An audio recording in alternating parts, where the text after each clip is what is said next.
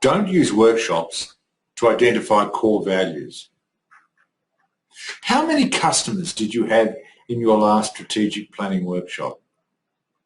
I've never seen a customer in such a workshop. How many customers did you ask about their values prior to crafting your organisation's core values at your last strategic planning workshop? My guess is none. Well, here are some numbers you might consider before your next strategic planning workshop. Firstly, 87% of consumers prefer to buy from organisations that care about the same causes they do.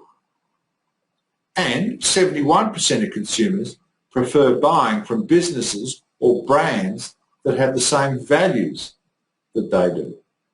Given these statistics, how can any organisation identify the optimum core values for the business or one of its brands without consulting, or better still, engaging consumers?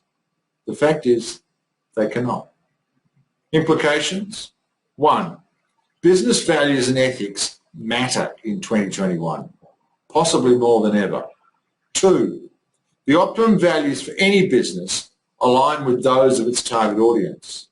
And 3, ideally the causes your business supports should include those that matter to your customers.